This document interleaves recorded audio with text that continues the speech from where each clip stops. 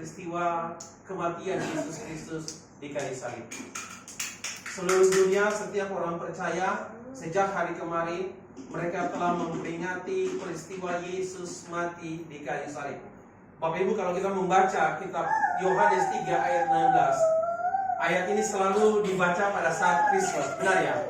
Yohanes 3 ayat 16 selalu dibaca pada saat Christmas. Ya, dikatakan seperti ini, karena begitu besar kasih Allah akan dunia ini, sehingga ia mengaruniakan putranya yang tunggal, sehingga setiap orang percaya kepadanya tidak binasa, melainkan beroleh hidup yang kekal.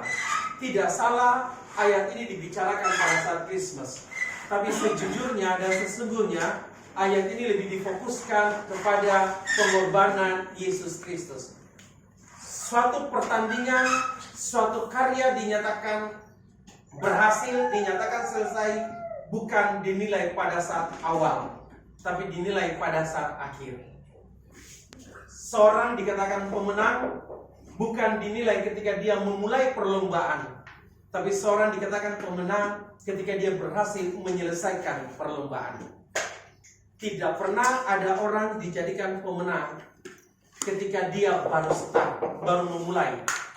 Harusnya ketika dia selesai mengakhiri, baru dia disebut pemenang. Kita dimenangkan oleh Yesus Kristus lewat pengorbanan di kayu salib. Mari kita buka bersama di dalam surat Paulus kepada jemaat di Kolose. Surat Paulus kepada jemaat di Kolose, Kolose pasal 1. Kita baca satu ayat saja. Kolose pasal 1, kita baca ayatnya yang ke-20. Surat Rasul Paulus kepada jemaat di Kolose, Kolose pasal 1 ayatnya yang ke-20. Kalau sudah dapat, boleh kita baca secara bersama-sama. Yang tidak bawa kitab suci atau yang tidak bawa handphone kudus, saudara, boleh kita ikuti saya bersama-sama ya. Karena masa sekarang sudah bukan masa kitab suci lagi ya. Masa sekarang sudah masa handphone kudus, iPhone kudus, Apple kudus, anggur kudus, durian kudus, dan lain sebagainya. Ya, mari kita baca Kolose 1 ayat 20. Saya baca bagi kita semua.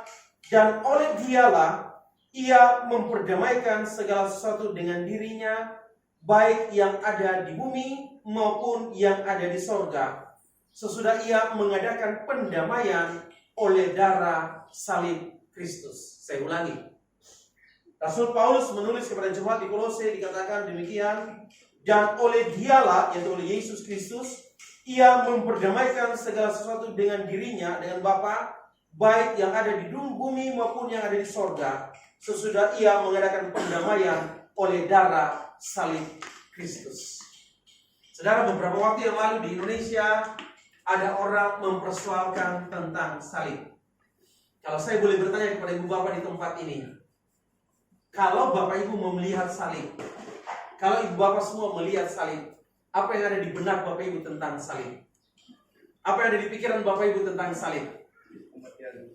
Kematian Tuhan Yesus. Oke, apa lagi? Korban, apa lagi? Saya pernah bertanya seperti ini kepada orang dan mereka berkata, salib adalah lambang gereja. Oh, saya setuju. Salib adalah lambang gereja. Tapi persoalannya, di tempat-tempat yang bernama kuburan, itu juga ada salib.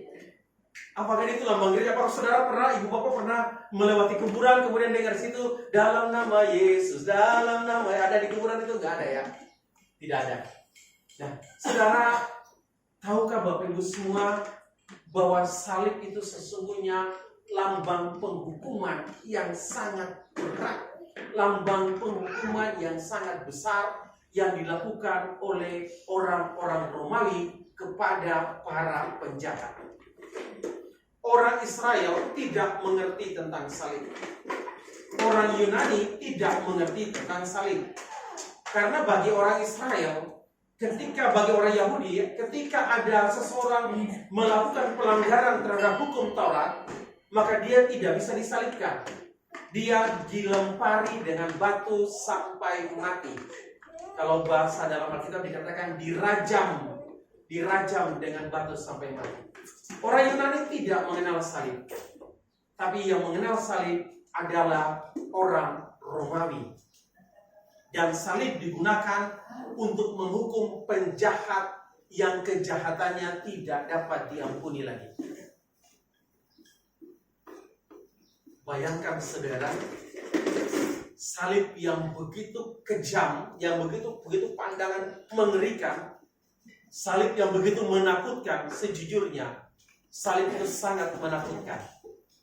Pandangan tentang salib itu benar-benar sangat membuat kengerian. Kenapa?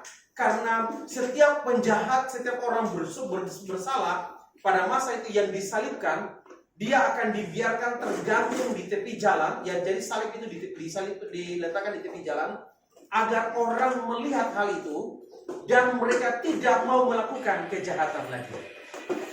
Istilahnya itu sebagai suatu tanda penghukuman yang sangat berat.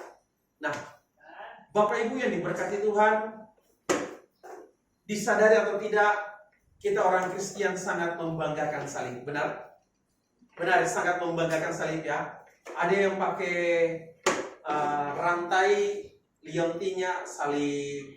Di kereta-kereta belum afdol, belum tepat kalau belum ditaruh salib. Kan begitu ya? Saya sering memperhatikan hal itu. Dan itu sebagai suatu kebanggaan. Nah, pertanyaan kita, kenapa salib itu membanggakan? Kenapa bagi kita orang Kristen, bagi kita orang percaya, bagi kita yang mengaku sebagai murid-murid Yesus, bagi kita yang mengaku sebagai orang-orang pilihan Yesus, kenapa salib itu sangat membanggakan bagi kita?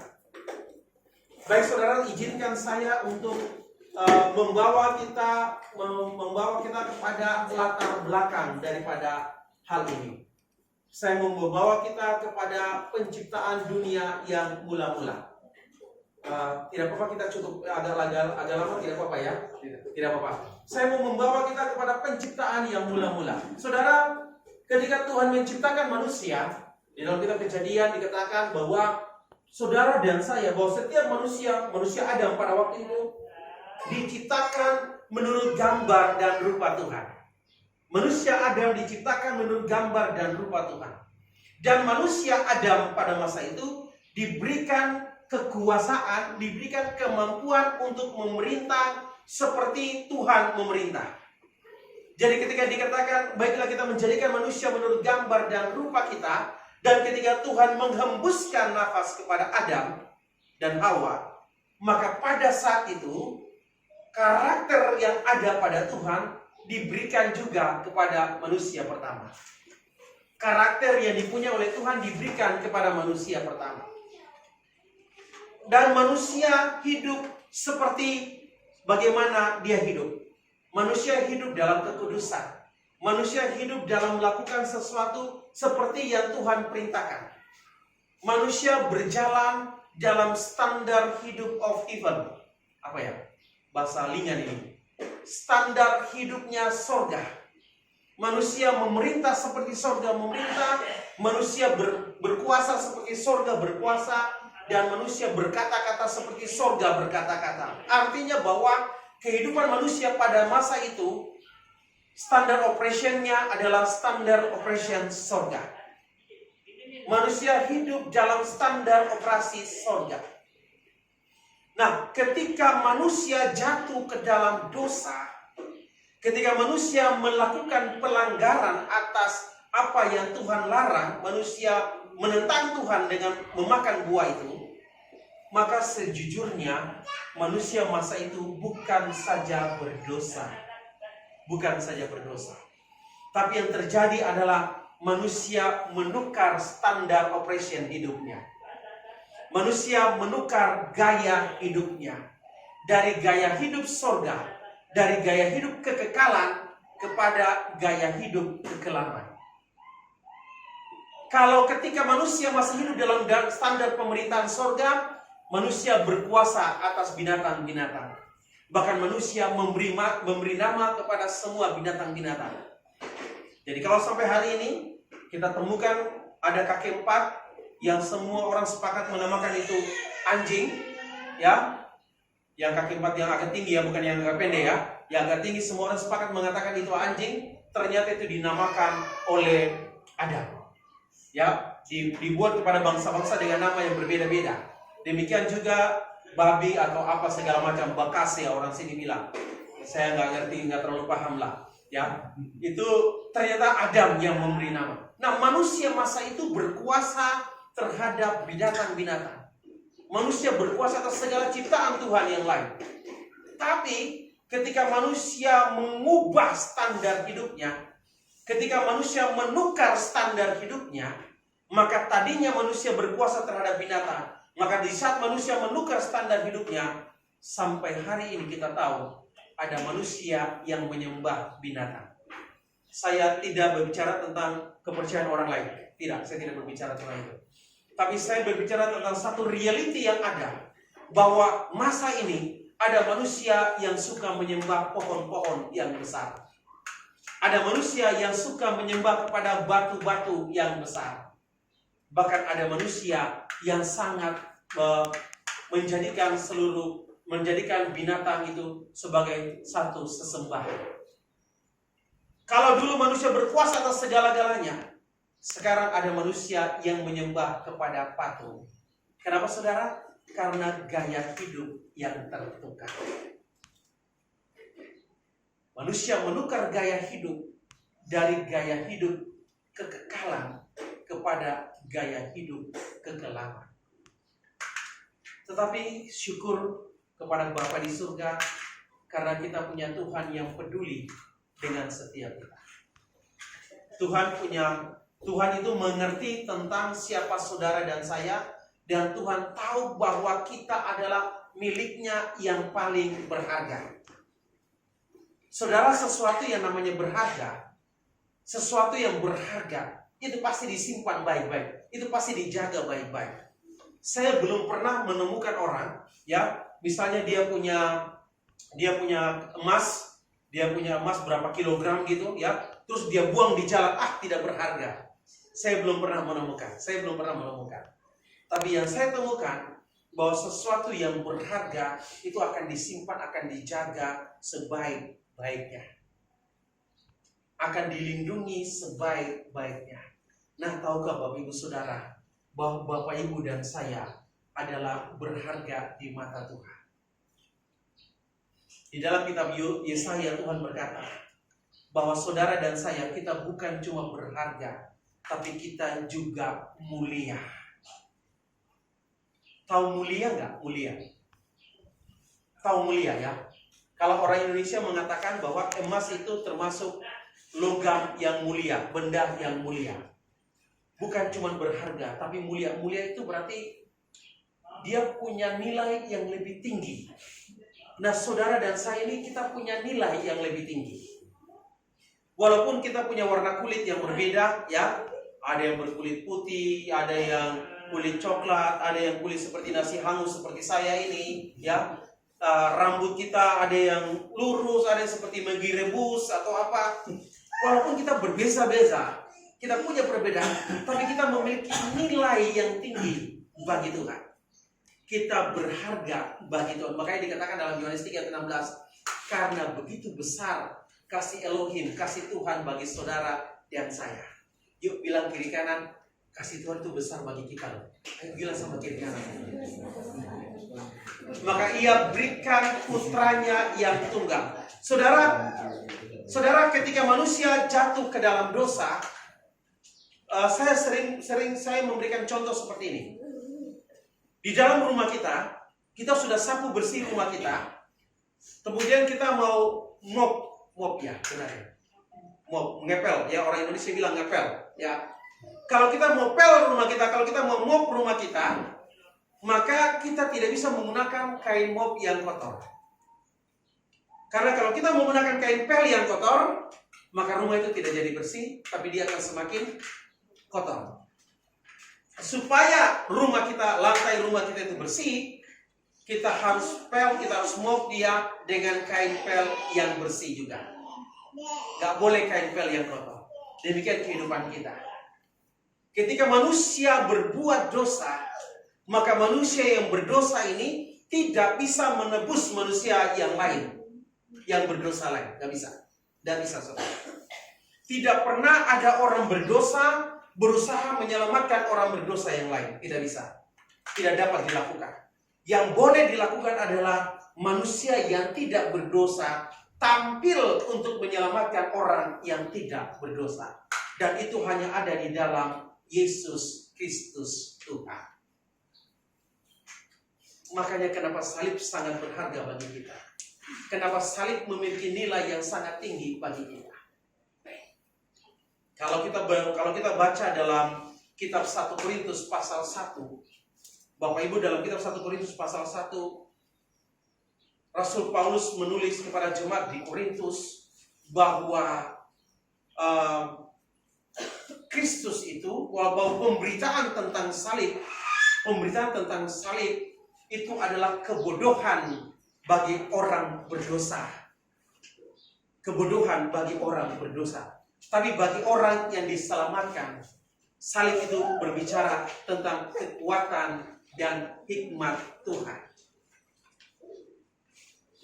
Seorang hamba Tuhan pernah memberikan kesaksian seperti ini. Dia berjumpa dengan orang yang belum kenal Tuhan, orang yang tidak mengenali Tuhan, dan dia berkata seperti ini. Betapa bodohnya orang Kristen itu. Betapa membingungkannya orang Kristen itu. Bukan cuma bodoh, tapi membingungkan orang Kristen itu. Kenapa? Mereka sangat memuja-muja salib.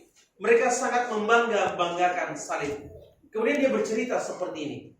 Dia bercerita bahwa suatu misal dia punya seorang anak laki-laki. Anak satu-satunya. Dan anak ini ya di tengah jalan, tiba dia berjalan dan ada seorang perompak yang membunuh anak ini dengan pisau. Perompak itu melarikan diri, ya.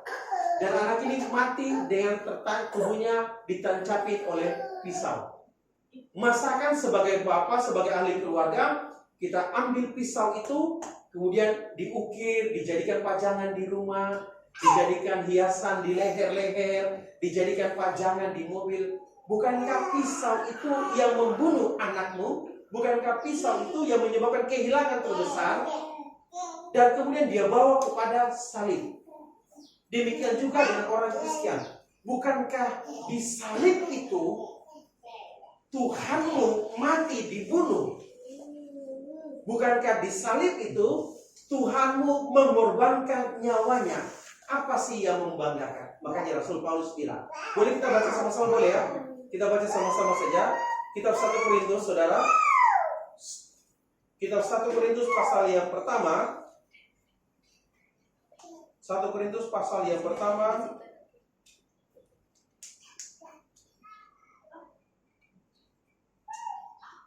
Kita baca di dalam ayat yang ke-18. 1 Korintus pasal pertama ayat 18 dikatakan seperti ini. Sebab pemberitaan tentang salib memang adalah kebodohan bagi mereka yang akan binasa. Tetapi bagi kita yang diselamatkan, pemberitaan tentang salib itu adalah kekuatan. Apa saudara? Kekuatan. Ya, bahasa Yunaninya dunamos. Dunamos itu adalah kemampuan yang keluar, kemampuan yang meledak-ledak. Kemampuan yang meledak-ledak. Kemudian ada juga dikatakan di dalam ayatnya yang ke-24 dikatakan, tetapi untuk mereka yang dipanggil, baik orang Yahudi maupun orang bukan Yahudi, Kristus adalah kekuatan Allah dan hikmat Allah. Kalau tadi kekuatan itu dalam bahasa Yunani adalah dunamos. Itu adalah satu kekuatan yang meledak-ledak. Hikmat dalam bahasa Yunani itu adalah Sophia. Hikmat dalam bahasa Yunani itu adalah Sophia. Sophia artinya sesuatu yang dari dalam yang bisa mempengaruhi yang di luar. Itu hikmat. Nah, ternyata Bapak Ibu yang diberkati Tuhan, salib itu bukan saja berbicara tentang kekuatan Tuhan, tapi juga berbicara tentang hikmat Tuhan. Disaliblah ketika Yesus Kristus dikorbankan di salib. Ia mau berkata, gaya hidupmu telah ditukar dari gaya hidup kekelaman kepada gaya hidup dari gaya hidup kekelaman kepada gaya hidup kekekalan. Disalib ketika dia berkata, sudah selesai. Maka dia mau menyatakan bahwa saudara dan saya telah ditukar gaya hidup kita. Kita tidak lagi hidup di bawah kuasa dosa. Kita tidak lagi hidup sebagai di dalam perhambaan dosa. Tapi kita telah dilepaskan dari kuasa dosa. Makanya saya sering berkata kepada banyak orang. Saya sering berkata kepada orang Kristen bahwa betapa ruginya kita orang Kristen kalau kita lebih memperingati Christmas itu lebih hebat, lebih mewah dibandingkan kita memperingati Paskah. Dibandingkan kita memperingati peristiwa kemenangan, peristiwa keberhasilan, peristiwa kebebasan dari diri saudara dan saya. Kita dilepaskan dari yang namanya kutuk. Kematian Yesus membebaskan kita dari kutuk. Bukan itu saja.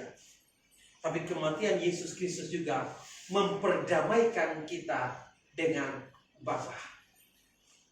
Ketika manusia jatuh ke dalam dosa, ada celah yang besar, ada sekat yang besar yang menghambat kita untuk berjumpa dengan Bapa. Tapi kematian Kristus, celah yang besar itu telah dibuat jalan. Makanya di dalam kitab Yohanes dikatakan, akulah jalan dan kebenaran dan hidup. Tidak ada seorang pun yang datang kepada Bapa kalau tidak melalui aku, yaitu melalui Yesus Kristus Tuhan. Saudara, hidup saudara dan saya, hidup jemaat di tempat ini, hidupnya telah diperdamaikan oleh Tuhan. Di tengah-tengah situasi COVID-19 yang sedang merebak saat ini, yang sedang mewabah saat ini, di tengah-tengah coronavirus yang semakin membuat orang-orang menjadi khawatir, menjadi gelisah akan masa depannya, menjadi gelisah akan apa yang akan dialami di hari esok.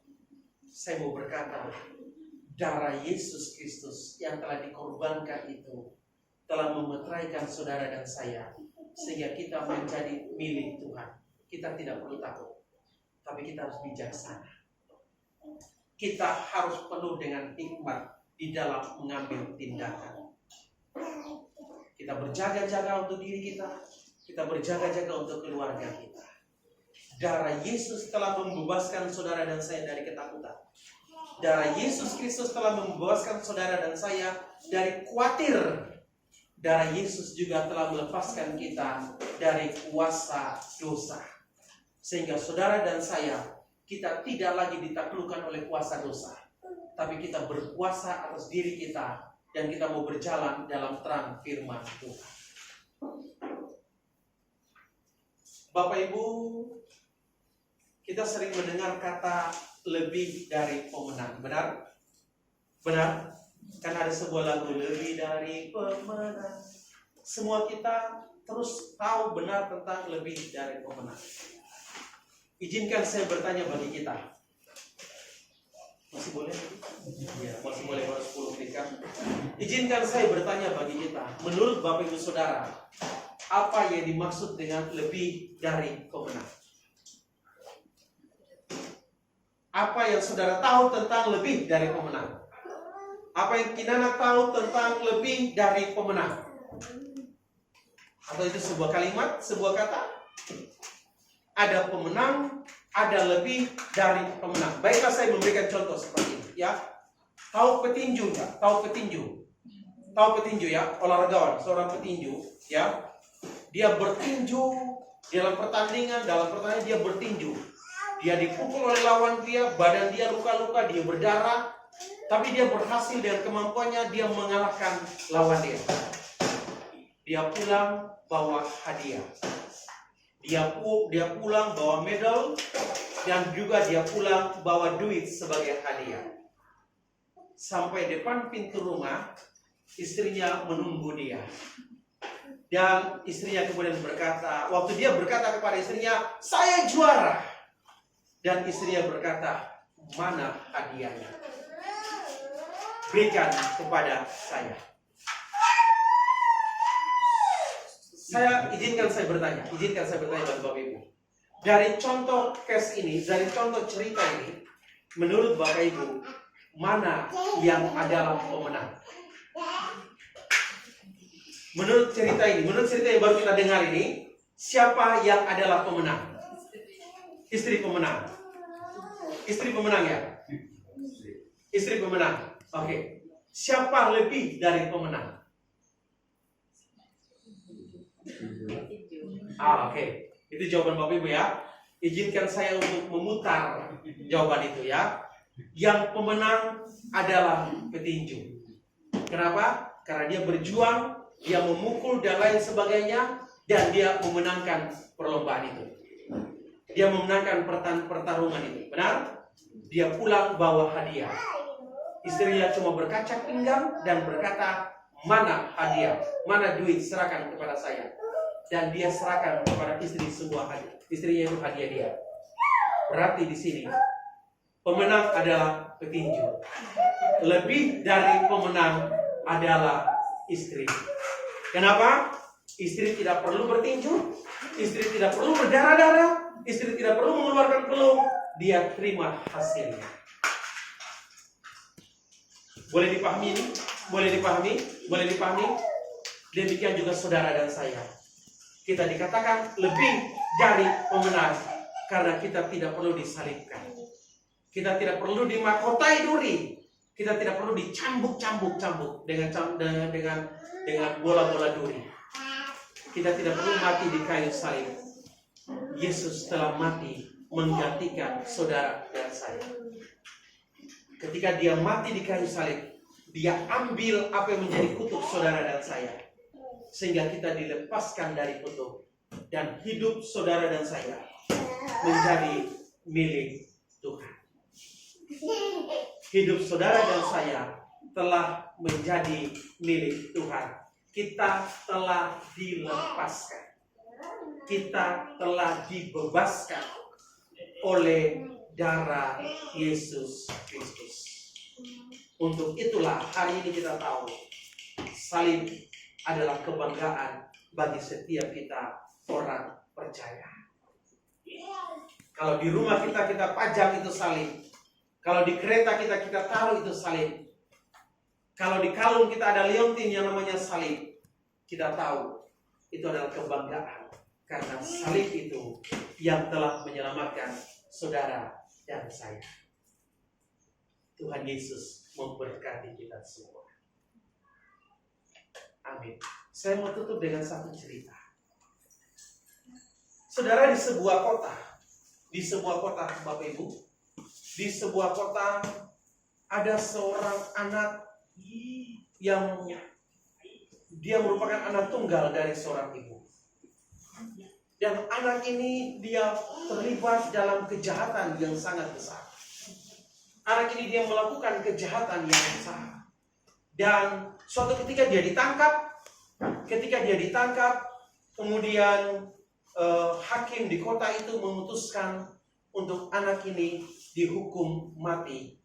Tepat pukul 6 pagi ketika lonceng berbunyi. Karena di kota itu menandakan jam itu ada lonceng. Jadi setiap jam 6 pagi lonceng itu akan berbunyi. Saudara, ketika ibu anak ini mendengar kisah itu, mendengar bahwa anak itu telah diputuskan dijatuhi hukuman mati, maka ibu ini dia datang kepada hakim di kota itu dan dia merayu hakim di kota itu agar anaknya bisa dilepaskan.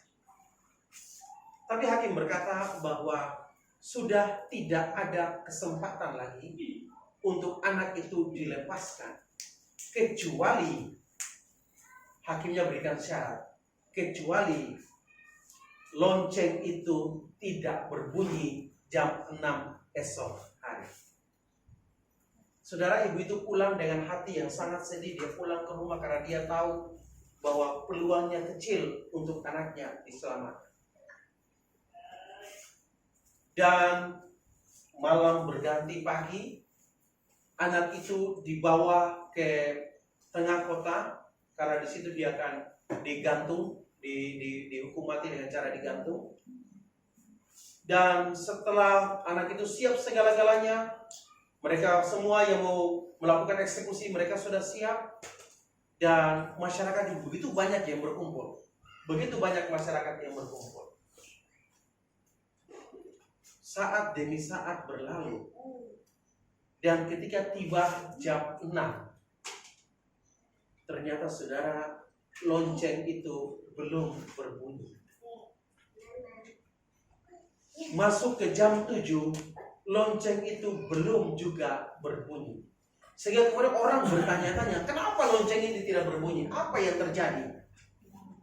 Yang menarik lonceng itu, yang punya tugas menarik lonceng juga dia kebingungan. Karena dia sudah berkali-kali dia tarik tali itu. Saudara tahu di masa dulu itu loncengnya itu tinggi-tinggi, saudara. Jadi untuk membunyikan itu harus ditarik tali untuk ada namanya bandul. Kalau kami orang Indonesia bilang bandul, di sini bilangnya apa ya? Ada pemukul. Jadi ketika talinya ditarik, maka pemukul itu akan memukul kepada badan lonceng itu sehingga lonceng itu berbunyi. Nah, saudara, penarik berkata, saya udah berkali-kali tarik ini tali. Saya berkali-kali tarik, tapi lonceng tidak berbunyi. Ketika mereka sedang menunggu, tiba-tiba saudara, di tali itu ada aliran darah yang mengalir.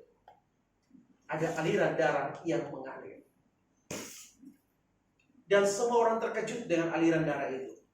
Dan mereka cepat-cepat naik ke menara yang tinggi itu untuk melihat ada apa.